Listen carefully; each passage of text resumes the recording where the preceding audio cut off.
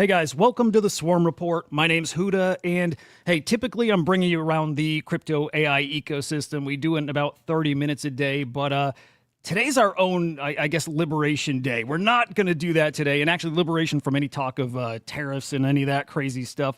No, today's kind of special. We get to go deeper chatting with a team here who's building right in the thick of AI. So super excited. Guys, we've got the OpenServ team here.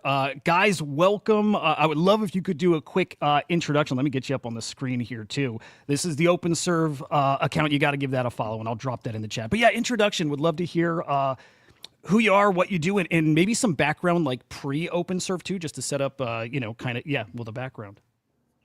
Awesome. Well, thanks for having us on, Hudah. We are OpenServ. I'm Tim. I'm the founder and CEO, and this is Arman, the CTO of OpenServ.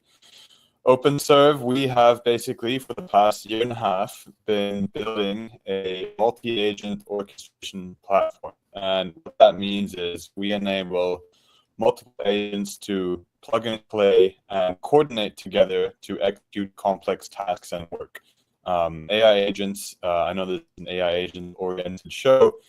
AI agents in their singularity are typically in their current form unreliable. They hallucinate a lot, and it's difficult to get them to do what you want in a reliable and scalable way, particularly in a multi-agent context where you have multiple agents coordinating together. So if you can imagine each individual agent has some n% failure rate, and then you compound that with multiple other agents, that can become a problem when you're looking to produce work and execute tasks in a scalable manner.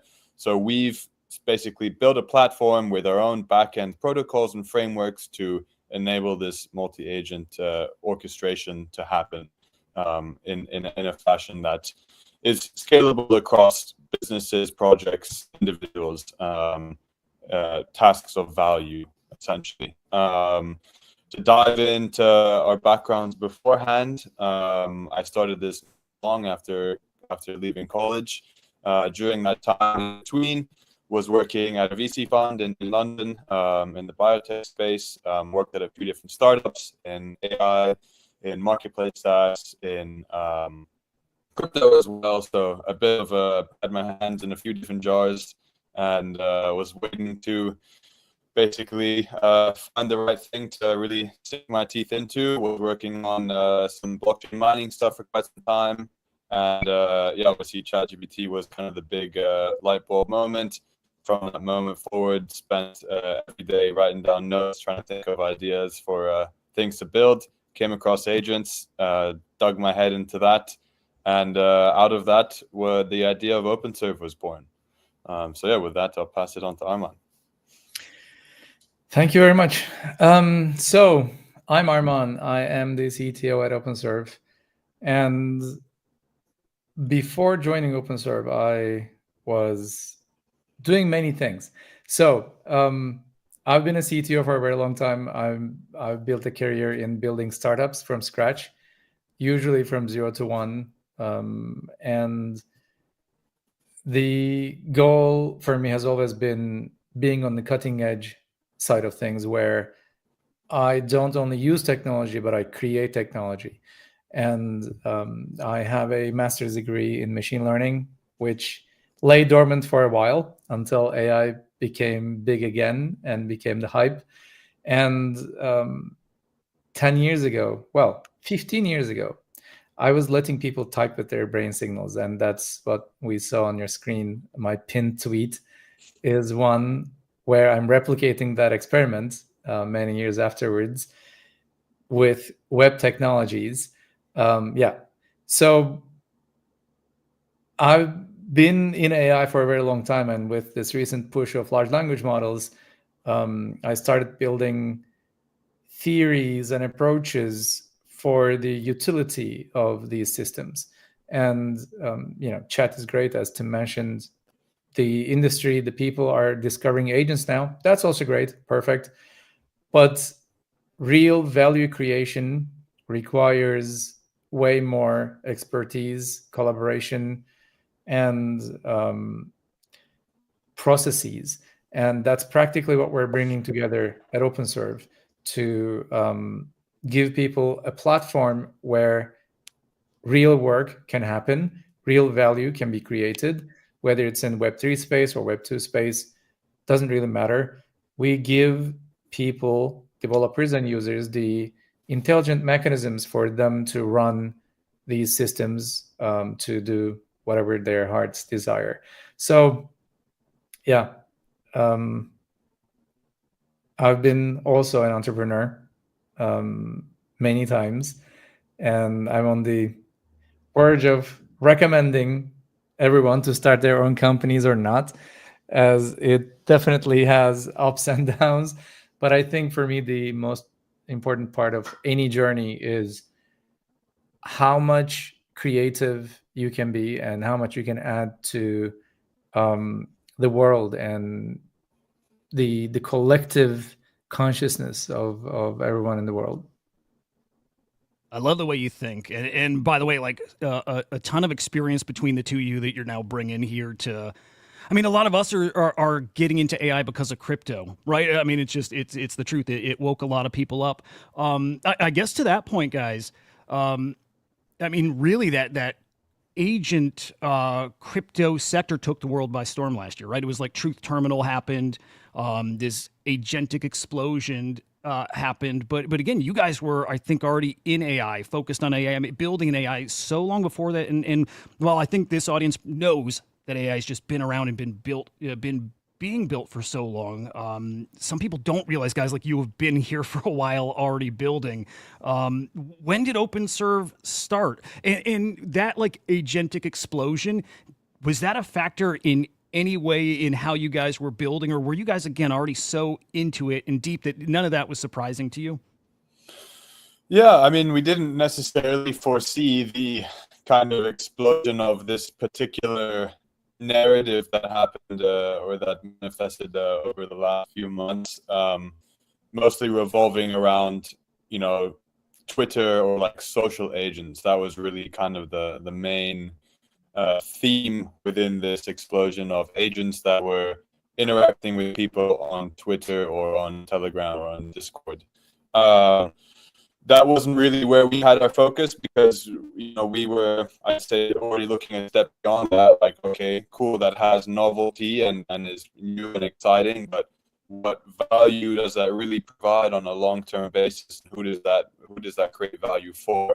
We're looking at that next step of agents that can actually bring value to businesses, to individuals, and change landscapes and change industries in a material way. And, you know, being able to be that infrastructure layer to enable that next step, and the next step after that. So that's kind of the angle we've been working towards for quite a long time. Yeah, I mean, so the idea came about in the summer of, feels so long ago already, but the summer of 2023. So previously, I had spent quite some time, was pretty active in the BitTensor space, doing some mining and validating on the BitTensor network, and that threw me into the crypto AI section. And with that, I was just consuming as much as I could about the space and trying to dig deeper, and then came across agents. Was exploring some of the open source frameworks at the time, like Baby AGI or AutoGPT. Those are some of the early famous ones. And then came across a project called Autonomous, which had they were probably the earliest to the agent game of everyone.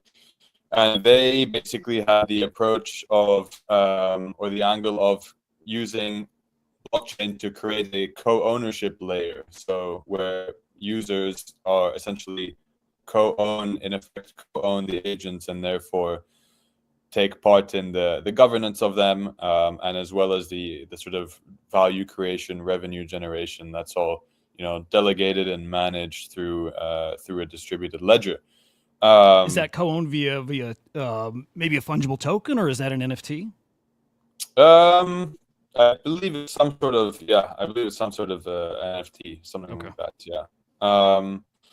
So yeah, and then that kind of got the cog spinning in the head. Okay, what can we do here? Let's take a look at the landscape. And yeah, we were looking at everything, and You know, you had these different frameworks, and the sort of main issues that came up were, one, you know, you got two sides of the equation. You have the people who develop agents, so agent developers. At that time, the only options were these open source frameworks. So if an agent developer wanted to build some agents and monetize them in some way, shape, or form, they had to build them themselves using these frameworks, and then essentially create a whole business around their creation. There wasn't any like sort of destination or venue for them to kind of monetize them in an open, like, public way. And as for an end user, the story was similarly terrible, in that there was no, since the only solutions were just frameworks on GitHub, there was no platform or no application for someone to access agents, particularly in a multi-agent setup. And that was already where we were thinking, is multiple agents working together. Like, yes, you can have one agent that does one thing, but if you really want to do complex tasks and complex work across any kind of use case, it's much more suitable when tackled by multiple agents, much like in real life. Like, so sort of a big theme that undergirded how we approached researching and building this was trying to replicate how humans collaborate and how humans work. Can I ask you a question right in there? Go for it. And it's about the swarms. Actually, another question, unrelated. I want to see if you could try toggling your video off. Like, the audio is pretty laggy. I want to see if that maybe helps. If not, no biggie. Not again. I had this problem. I saw with Hunter. I saw the same thing. Which, by the way, was a great chat. Yeah, I think we'll feel this out here. Okay. Yeah, and again, either way, no biggie. I could at least make out what you were saying. Okay. So I can switch to the hotspot if need be. That seems better. Okay, this is better? Yeah, I think that's better. Okay, cool. Yeah. Well, question was, why is there this assumption that agents would work like humans and be better working with other agents, as opposed to, like, I'll tell you this, I used to think, and I think other people did too, that you'll have this super agent that just knows it all. I no longer think that, but what is it for you? What did you see, and what made you think that it like agents better, smarter, faster, or whatever, just by working with others? And why not the super agent? I guess I can take this one. I never played into that idea of a super agent. I think it's fueled a lot by science fiction, where we attain, or where we give or expect these features from other beings, the ones that we cannot really realize in real life. Like, there's no superhuman. And when we're working with machines, we're thinking like, okay, then machines should be able to do that. But that's also not how machines work. Like, take the very simple CPU. Everyone has a multi-CPU, multi-core CPU setup in their machines right now. Even on your phones, it's at least 4 cores. On your desktop, it's maybe 16, 24 cores. There's no single, we call this vertical scaling, to make one item of a kind and to make it super powerful. Nature doesn't work like that. Our technology doesn't work like that. Nothing works like that. And turns out that these large language models work with the concept of a context window. They basically predict the next word based on a series of words that they have seen so far. Now, and they're not extremely smart in that regard. They're just predicting the next word. And the placement of those words are very crucial in predicting the correct next token. And the idea is very simple. If you split that up into multiple token windows, multiple context windows, with specific prompts of, you are an expert in this and you are an expert in that, it works much, much better. The resolution of the quality of the output that you get is way higher, because every agent has a clean slate. They only know what they're supposed to do. There's no ambiguity. And that's basically why these single agent, super agent setups will never work, could never work, and they won't. Now, another thing that the industry is trying right now is to have an aggregator agent. So you talk to a single agent, and that agent talks to tens of different agents to get the work done and tell it to you. But then the same problem that happens in human organizations and human hierarchies also happens in AI agents.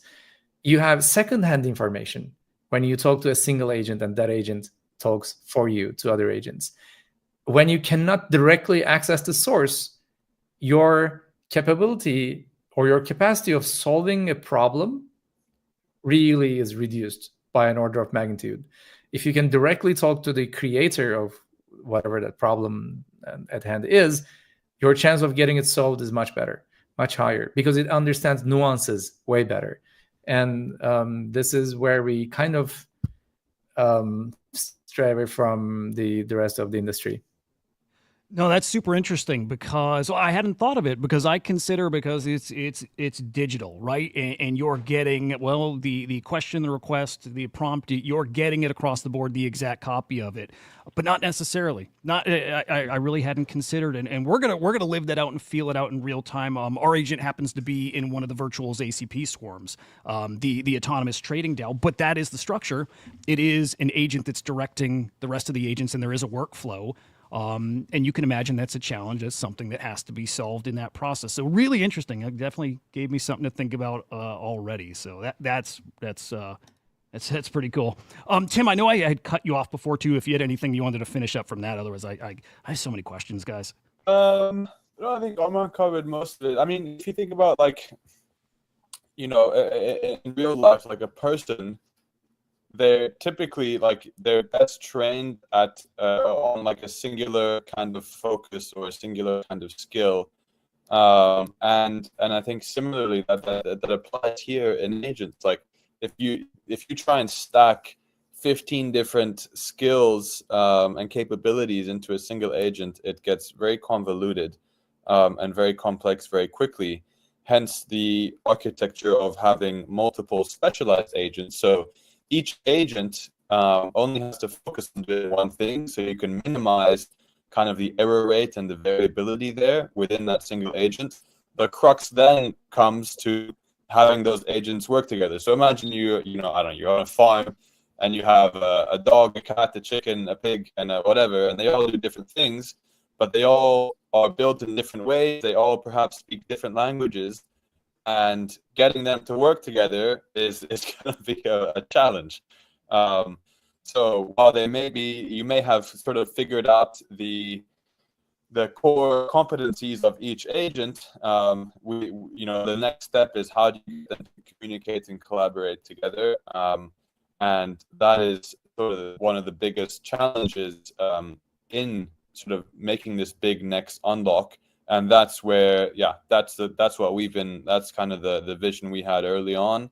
And that's what we've been working towards and really doing pioneering work in.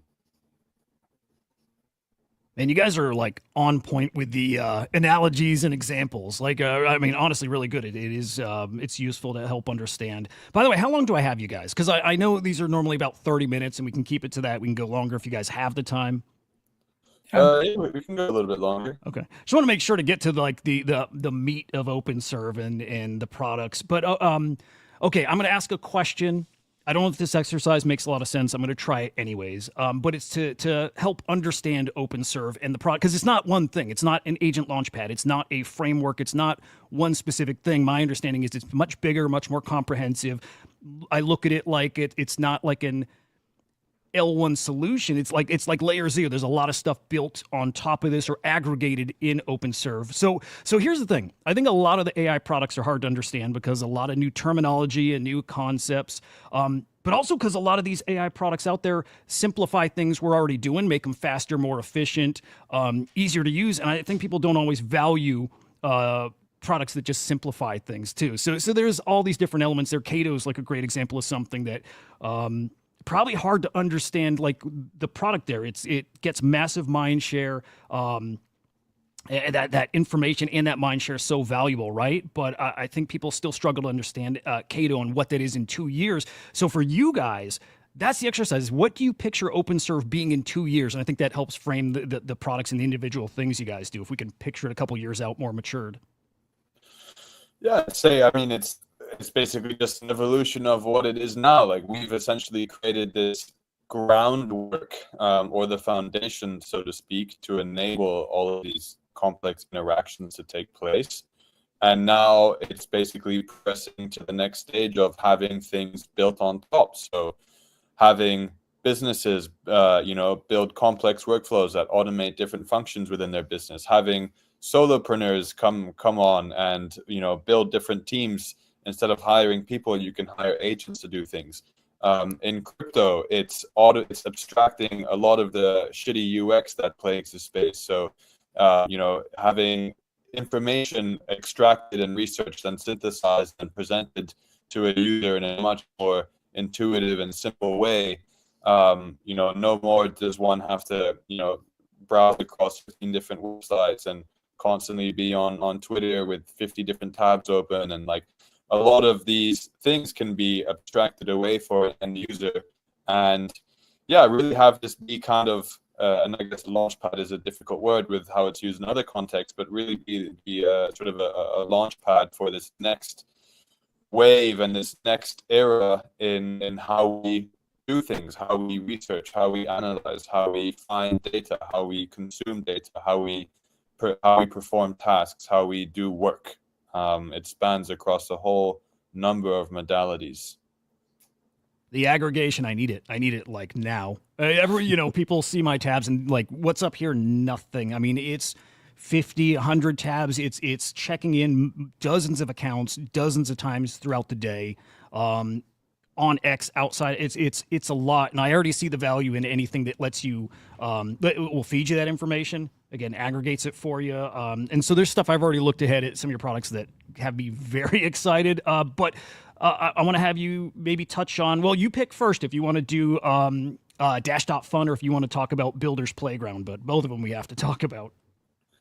Yeah, so I mean, Builder's Playground is basically just the term for the platform at the moment, and is representative of the stage that we're at. So right now, as I said, we've kind of completed the core functionality of the agent orchestration platform, and that means now it's time for builders to come on and start building agents and use cases and adding them to the platform, as well as building their own apps on top of it. So that kind of foundational piece is now set, and we're now progressing to that stage of bringing people on board, and just like a layer one, once they open up their doors, they have people come on and start building dApps and all of that jazz. Basically a similar thing here. And then Dash.Fun, which is super exciting, is basically we're building our own app that makes use of our platform on the back end.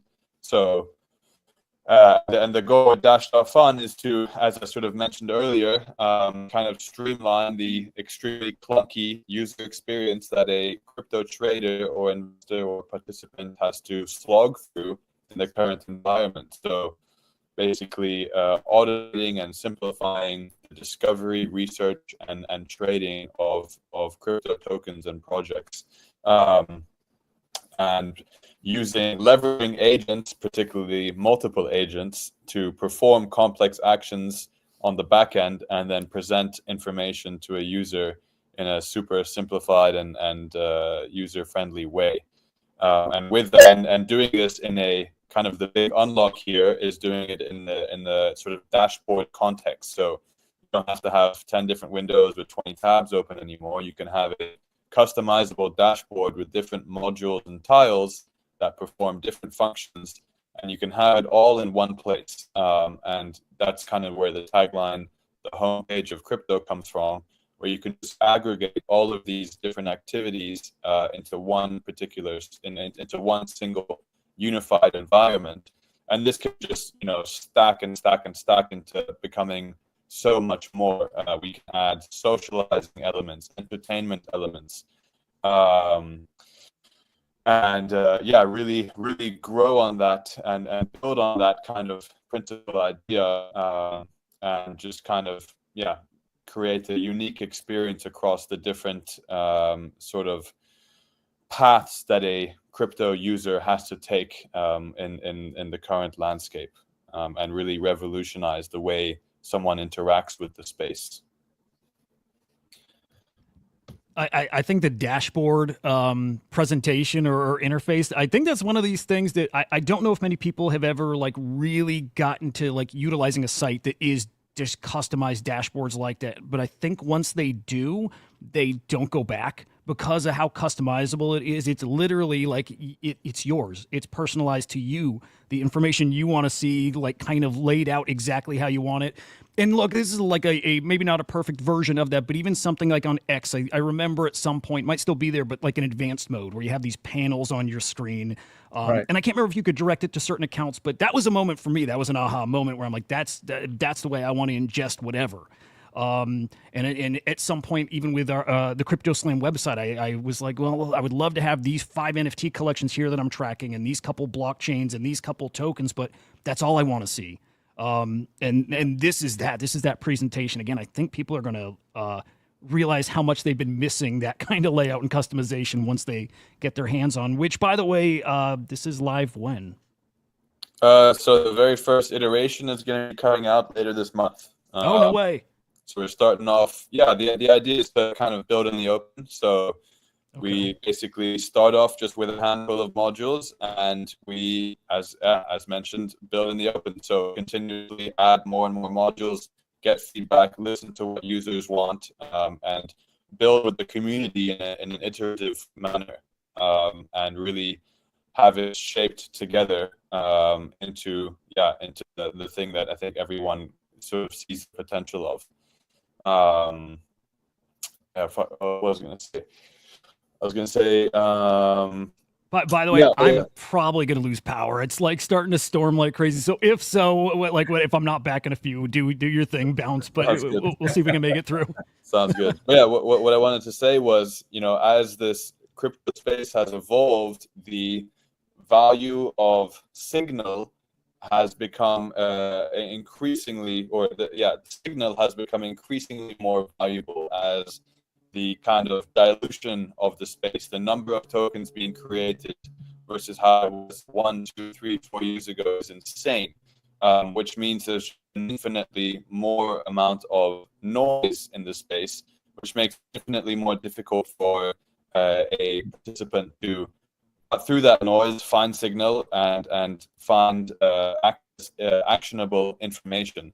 And we've seen that kind of trend play out already in a big way, where platforms that are able to provide signal, so things like Hudah, things like Cookie.fun, these kind of information synthesizers and visualizers and kind of information data extractors, these are becoming the giants and the most sort of the cornerstone players in the crypto space at the moment, because of how valuable that information and signal is in a context of an ever expanding, ever diluting space. So we're just trying to basically build on that theme and aggregate this into a holistic user experience that enables users to find that signal in a short amount of time, and act on it as well.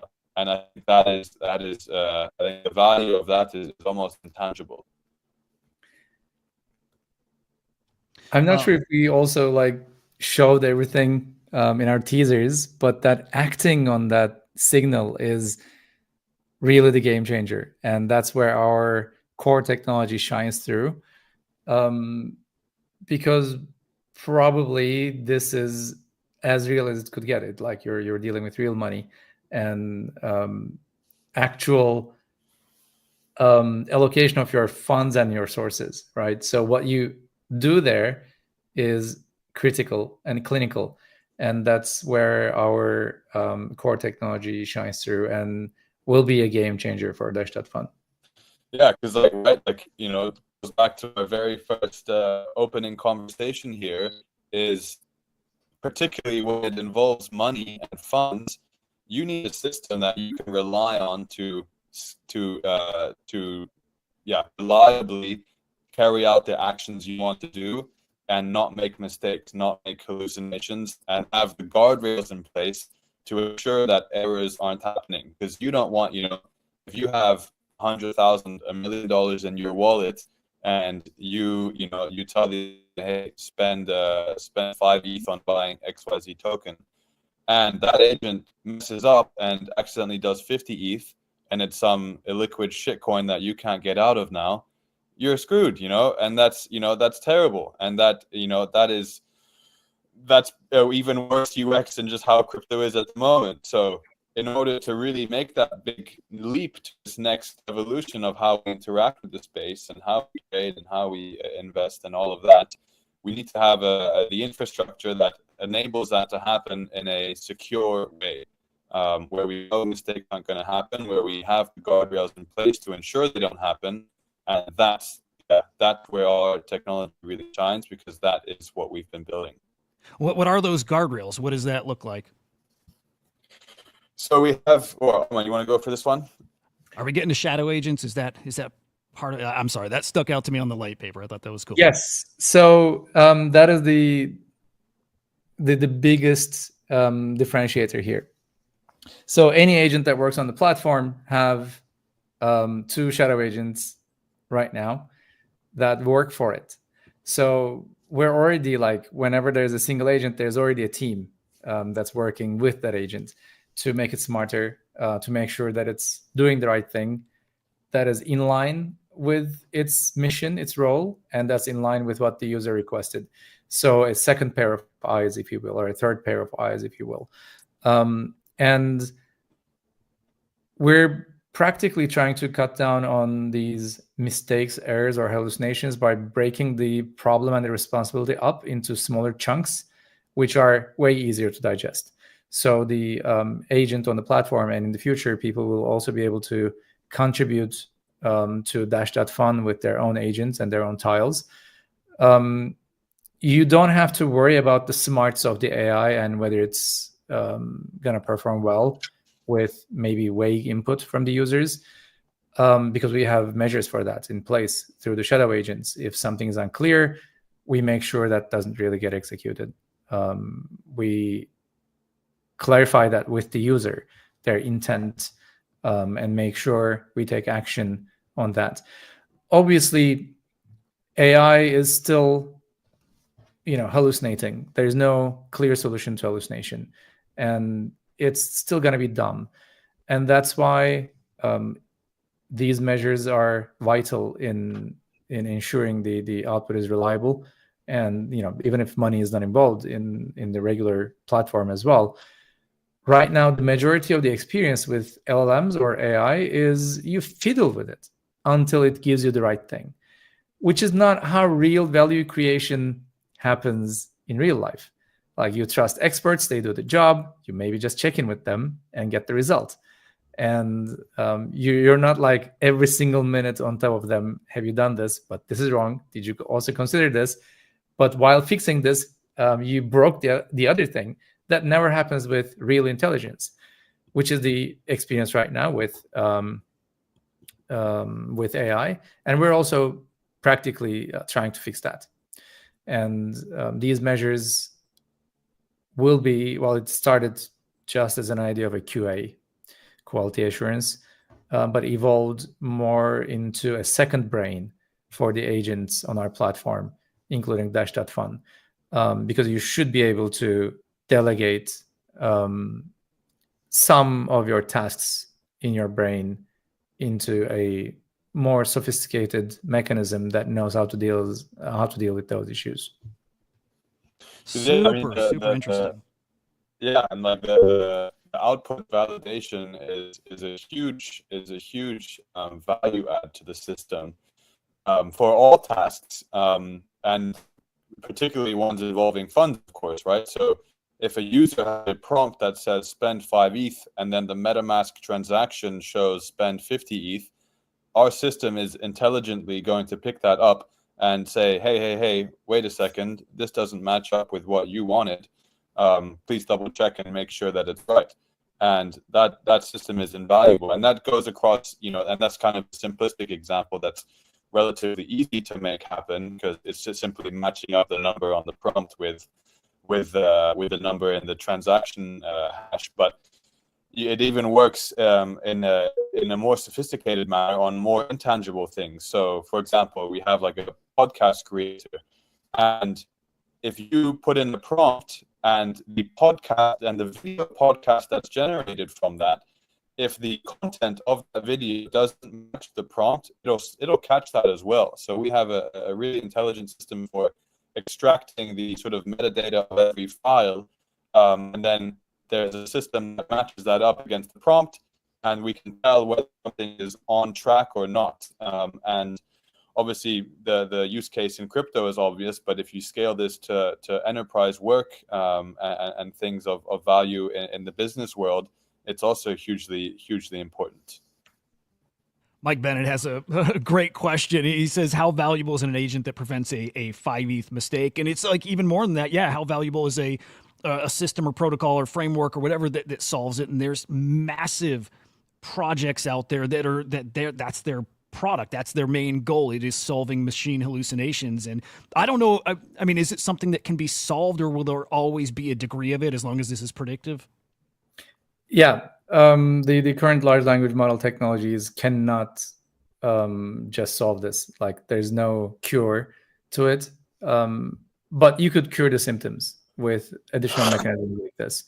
And if you are intelligent here, the true monetary effects will be minimal, and you're going to be able to minimize the impact on caused by these mistakes, because in the end, that's what matters. Humans also do mistakes in accounting and practically everywhere. In all of our jobs, we do mistakes. Mistakes are part of our lives. The problem is hallucinations are really dumb mistakes, and the impact could be really big.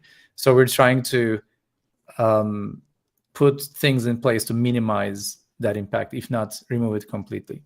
Yeah, that's a great point. There's an agent I follow because he's betting on sports, and I always say that even when he's losing, in theory doing something wrong, which it's different for betting, but I assume learning from it too a lot. So there's a silver lining to, I think, all of this too. I saw Anthropic put out a big research report, like being able to really, like under a microscope, analyze how these LLMs are thinking, and it's to help discover where the hallucinations come from. And it's a really, really interesting growing, sector right now of AI, like fascinating stuff. It's really cool to hear you guys have your own solution you're building for exactly that. Token. And I want to be respectful for you guys for your time, guys. Anytime you guys got a boogie, put your hand. Just tell me you got to bounce here. But yeah, we'll bounce it. We got to bounce in 5 minutes. Perfect. Okay, cool. Then let's hit token and just save a little time. So if there's any big updates you want people to be aware of, we can get to that too. But yeah, the Serv token utility and how that's going. I'm very interested in the token thing, especially because a few weeks back, CZ chimed in and he made this statement, not all AI needs a token, and got some conversations going on the timeline. And I don't know if I have a take on this, so I'm curious yours. But I might argue, while not every AI platform or product or agent needs it, I wonder if they're all maybe potentially better for having it. So would love your guys' thoughts, and then hear how you're using a token in your ecosystem. Yeah, I mean, the token provides a lot of flexibility, and it can be deployed in lots of different ways and different contexts to incentivize certain actions and mechanisms. So for Dash.Fun, it's going to be, we even have this sort of tokenization aspect where creators can create their own custom dashboard and then tokenize that dashboard, and have it accessible in a really crypto native way. On the sort of main platform we've built, we kind of separated into 2 categories. We have the Web 2 stuff, which is business enterprise focused, and that obviously the type of target demographic doesn't want to be involved or doesn't want to have to interact with the token. So for that, we basically just have a simple like buyback and burn mechanism where revenue we'll be generating as we grow will be apportioned off to buying back and burning the token. And then all of the Web3 stuff is basically all of like the features and upgrades and agents and use cases are going to be gated behind the token. And yeah, with that, I went over it in our Hunter Oral talk. The token was initially was a route for fundraising for us, and with that, it's essentially we have a social contract. So the token is what allowed us to build this amazing product and build this amazing platform and assemble this amazing team and create real value. And with that, we essentially have a social contract to deliver value back to that token. We launched our token at $1.25 million valuation. Anyone in the world could have participated in that TGE launch, and gotten basically purchased, although not an outright share, but purchased a stake in a cutting-edge company building something of real value that will generate real revenue in the real world, and that's something extremely unique. And we basically, with that social contract, we vow to integrate and include this token in every sort of aspect of our platform and have it be the main sort of beneficiary of the value that we create, of the value that's created on the platform, of the transaction volume. All of that is essentially directed back towards the token through these various routes, whether it's put it on the back end through buybacks and burns, whether it's through the tokenization and token pairing, whether it's through gaining access to certain features. We really basically have put an effort into making it an integral part of the system for those reasons outlined. Yeah, I could tell you guys get crypto. You've probably been around crypto for, let's say, a while. When did you guys get in crypto? Again, because you can just see your guys' understanding of what these tokens should be in an ecosystem and what it is people value. I think you guys have nailed it. Yeah, I mean, I could talk about tokens and who needs tokens, why are there tokens. I could talk about that for a whole day. But I first got into crypto seriously in 2017. Okay. And I've been pretty up to date for that whole time, pretty involved, and then actively sort of building and stuff since 2022. Amazing. I want to get you guys out of here. We're at our 5 minutes. So any, again, major milestones, things people need to be aware of here, short term, medium term, long term? Yeah, so I mean, now is really just the beginning. We've we're just in an early beta, open beta now. So bringing on developers, leading the charge on multiple different fronts there, organizing events and bringing people on board, having people build. We're going to be launching an incubation fund later in the year, which is going to be super exciting. So having a more involved hand in some of the projects and people that want to come on and build and really create some kick-ass use cases. Then we're going to be introducing a totally different user experience. So right now it's one of the earlier kind of models we mapped out. And if you think about like the user experience for engaging with multiple agents is a totally new frontier that hasn't been done before. So we've been experimenting with different types of UI layouts and different user experiences, and one that we've worked hard on is going to be rolling out in the next month or so. And that's really going to be a game changer for how people engage and interact with these agents. And then Dash Fun is obviously a huge one. We're going to be rolling out the first modules over the next weeks, and then we're going to be building more modules, and each one is just going to add a totally different dimension to the whole thing and really increase its value not in a linear fashion, but in an exponential fashion. And that's really what aggregation unlocks, is that kind of almost network effect where each new addition makes the other existing modules even more valuable than they were before, because you can unlock XYZ extra actions and benefits from it.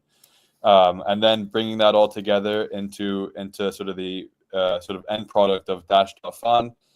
And that's also just kind of where the games just start. Like once we have that foundation, we're going to be leaning into these next steps. What other partnerships can we build? What new user experience can we build? Is there something else we can do around it? Adding the socialization element, the entertainment element, partnering with top KOLs in the space to have their own customized dashboards. And then also building other apps. Like I think as we stick our feet into this more and more, we're constantly coming up with ideas, and we'll certainly be building other things on top of our underlying tech as well that solve unique problems in crypto and outside of crypto. Man, very, very, very exciting stuff. I'm going to be following closely. A lot of what you're building speaks right to me, so I'll be here all along the way. Great stuff. And you guys come back anytime and give us updates and let us know how things are going over there. Awesome. For sure. Would love to. Will do. Awesome. Thanks so much, Hudah. Great. Yeah, thank you guys. Appreciate you guys joining. Guys, follow OpenServ on X. It's OpenServ AI. Incredible stuff. Give us a follow at CryptoSlamIO over on YouTube and SlamAI_XYZ on X. And then, of course, our agent. It is the Swarm_AI. There we go, guys. Thank you again. Appreciate you guys a lot. Guys, we'll see you back here tomorrow. Same time, same place. Bye-bye. See ya. Thanks, Thank Hudah. you.